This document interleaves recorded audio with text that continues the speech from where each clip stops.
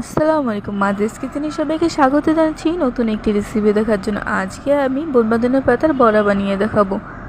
বড়াটা ভিতর থেকে অনেকটা সফট এবং বাইরে থেকে অনেকটা মুচমুচে হয়, খেতে অনেক বেশি মজার হয়। আশা করছি আজকের রেসিপিটি আপনার কাছে ভালো লাগবে।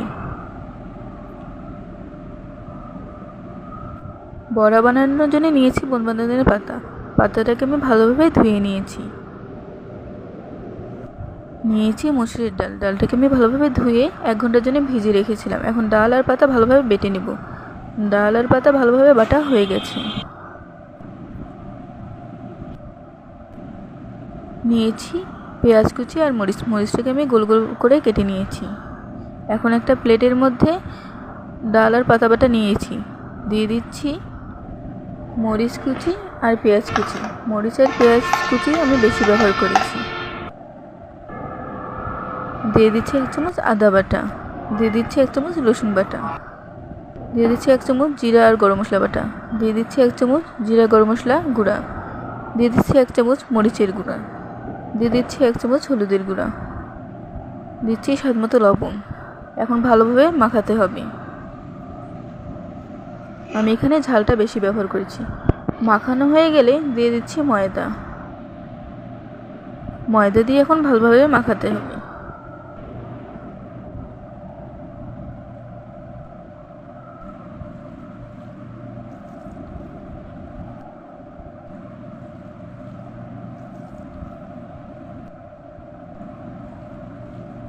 আমার ভালোভাবে মাখানো হয়ে গেছে। এখন একটা চুলার মধ্যে কড়াই বসিয়ে নিয়েছি, দিয়ে দিচ্ছি পরিমাণ মতো তেল। তেলটা গরম হওয়া পর্যন্ত অপেক্ষা করব। তেল গরম হয়ে গেছে, দিয়ে দিচ্ছি বড়াগুলো। আমি ডুবো তেলে বড়াগুলো ভেজে নিয়েছি।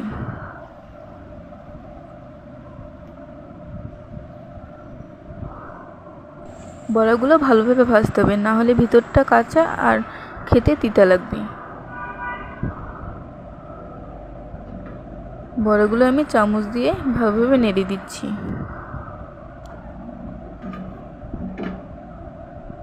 ভালোভাবে নেড়ে ভেজে নিচ্ছি। বড়াগুলো ভাজা হয়ে গেছে। একটা প্লেটের উপর টিস্যু দিয়ে দিয়েছি।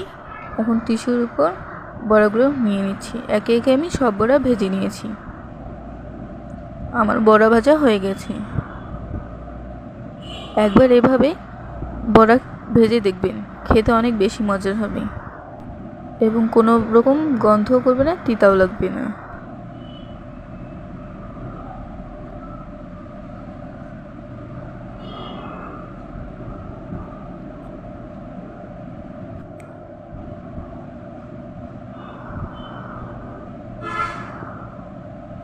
আশা করছি আজকের রেসিপিটি আপনার কাছে ভালো লাগবে।